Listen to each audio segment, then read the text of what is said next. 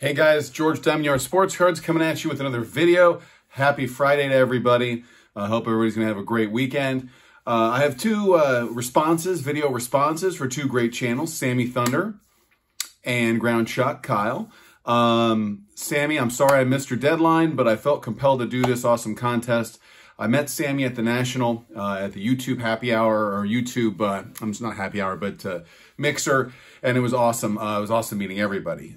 So I met Sammy, talked to him briefly. Appreciate, Sammy, what you do on your channel with the vintage cards. I saw a recent video of a show. You had a bunch of really good pickups, including a Hank Aaron, 55 Aaron, I think. Anyway, Sammy wanted us to do a video about, I think, our favorite hitter and our favorite pitcher from the 80s to the 30s. And so I'm going to start that here shortly. And then Ground Chuck, Kyle wanted us to do a video about Unbreakable Records. So I have kind of a take on that. And you're going to see kind of a theme of what I like. I kind of miss, like a lot of you guys, a game of speed, a game of batting average, a game where people were ashamed to strike out. I saw Mike's video about Joe Sewell striking out a minuscule amount of times. And that's kind of the same line of thinking that I'm on. I miss when you looked at the batting averages and you saw the batting race was hovering around 360, 350, 340. Not the way it is now, which seems almost like it's in the late 60s or something, where guys were winning batting averages just above 300. Anyway, enough soapbox. Here we go, guys. So, my first response is tardy, and it is for Sammy Thunder. And he wanted us to show some cards of our favorite pitcher and hitter going back in time. So there's no doubt in my mind, starting with the 80s, my two guys. I mean, I love Tony Gwynn. I love Dwight Boggs. But my hitter is Don Mattingly. Don Mattingly, this is probably my favorite Mattingly card. And I'm going to try to get a better focus here. This 85 Mattingly, I love this card. Love the Fleer. I thought they were very cool. A lot of action shots. So 85 Mattingly was my favorite hitter in the 80s. Donnie Baseball. Next card. One of the first inserts, 86 Fleer, coming off his awesome year. And frankly, this could be among the unbreakable records. Dwight Gooden's WAR in 1985 was like 13, above 13, which is the highest in modern times by far. I think Clemens in 86 was close.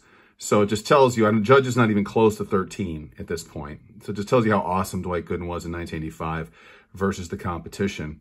And this is a beautiful all-star card that were inserted. Cards are very tough because of the edges on both sides. And frankly, this is my childhood one. I got graded. Anyway, so the Doc, 80s. Let's put some 80s love back here. Doc and Don, the New York connection. 70s. My favorite pitchers in the 70s were these two men. And it's another opportunity to show off this awesome card. Seaver and Ryan, autographed, 1973 strikeout leaders from 1974. They both did different things. Ryan was more of a power pitcher. Seaver was a power pitcher as well. But the Ryan Express just took over with his 383 strikeouts in 1973. Seaver was just a winner. And the greatest Met of all time. Two favorite 70s pitchers there. My favorite 70s hitter, if you watch my channel, you know what's coming here. Rodney Klein Carew. Let's get that off Rod's head. 6 batting titles in the 1970s, just dominating. Won 1 in 69, and the rest are in the 70s. And this 72 is a high number. And it's tough to get, tough to find. A little tougher than, I mean, not super scarce, but kind of tough. Anyway, Rodney Klein Carew. 60s pitcher, favorite 60s pitcher. Now, I didn't see any of these guys play, but Sandy Koufax. I love the 65 set, the blue backgrounds. It's really a good quality set. And Koufax at the height of his powers here, you know, he would become just a Hall of Fame pitcher in the 60s, early 60s to mid 60s until he retired. You know, like John Mangini says, maybe the best 5-year stretch, if not the best 5-year stretch of all time by a pitcher. And not just, you know, regular season stuff, but postseason dominance. My favorite hitter of the 60s, no doubt to me, Henry Aaron, the most consistent hitter that I know of in baseball. Albert Pujols comes close, but this is a Hank Aaron of one of my favorite Hank Aarons, actually. That, as you guys know, 1960 Hank Aaron in a beautiful 6.5. This card, just the red of the Brave, the yellow, the blue, and you don't have many of the dots here, which is common. Anyway, Henry Aaron, along with Mays and a lot of other all-time Hall of Famers, Clemente, dominated the 60s and the National League. Henry Aaron.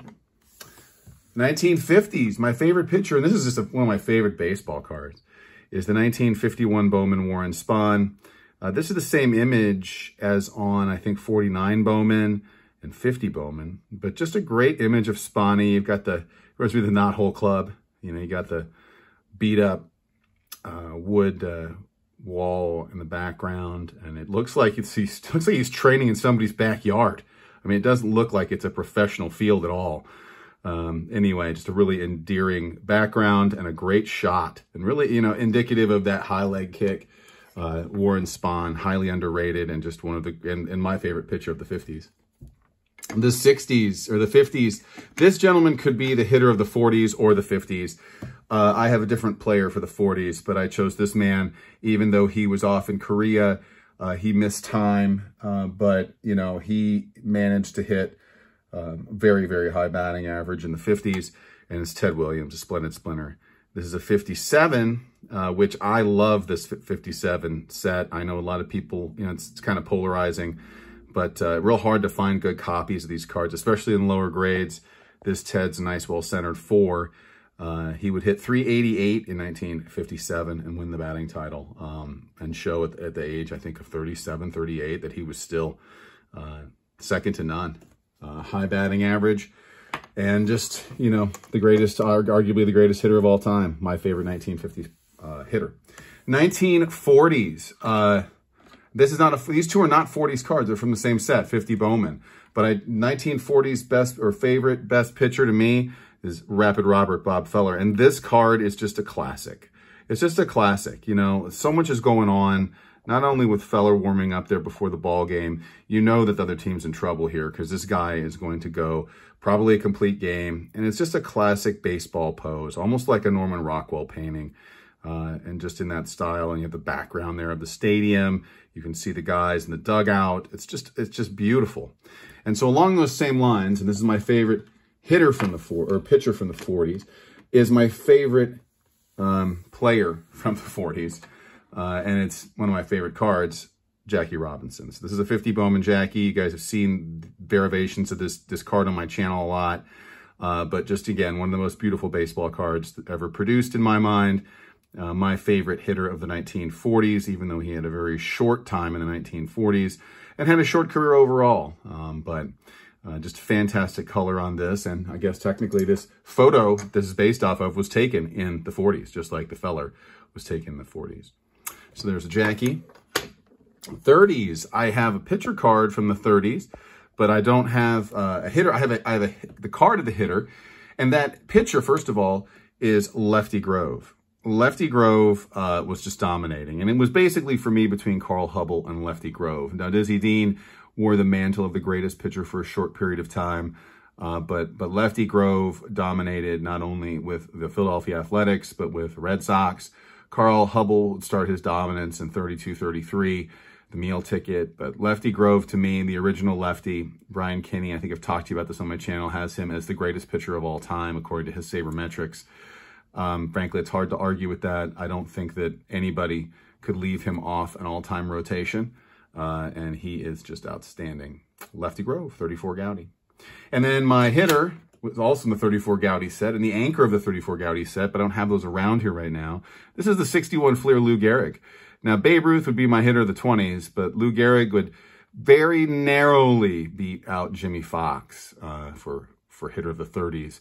But this is a really cool 61 Fleer classic pose with him kneeling. Don, I know you love those photos of pictures of guys kneeling with the bats. 61 Fleer Lou Gehrig, a really nice copy, nice and red. I bought this years ago when they were super, nobody wanted them. I mean, the 61 Fleer is still not that much in demand, but I think it's just a really cool set and a great way to educate yourself on the all-time greats. So guys, thank you for watching about that. We're going to move on now to the, thank you, Sammy Thunder, for putting that contest together. And we're going to move on to the records that will never be broken. I have 4 of them.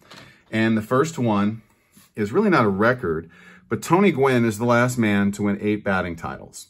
And nobody's going to do that again. If you look, Miguel Cabrera, I think, has maybe 3 or 4. And I think that's about as close as it comes. Tony Gwynn had 8, the second most all time. And he's going to, and this is not a record that's going to be touched anytime soon that I can think of, especially the way baseball is going, the way baseball is developing with less pride in batting average, less pride in not striking out, less pride in hustling down the line, and less pride in bunting. You know, Rod Carew would get 25 bunt hits a year just hustling down that line. So these kind of things don't happen in the game today. And hopefully the younger players out there who are playing ball will bring them back to some degree, because when you get to playoff baseball, that's when you see these things happening. And guys are asked to bunt who haven't bunted all year long in a critical situation. So anyway, 8 batting titles, Tony Gwynn. That will never happen again. Next one. Along the same lines. The only man to win 3 batting titles in 3 different decades. It's not Honus Wagner. It's not Ty Cobb. It's not Tony Gwynn. It's not Rod Carew. It's not Ted Williams. Those players all had long, wonderful careers. It's not Stan Musial. It is George Brett. And in 1976, he won the first of 3 batting titles, and he won them in one in 76, one in 1980, where he was the highest batting average into September, over 400 since Ted Williams. And he won the batting title again in 1990. So 90, 80, and 76.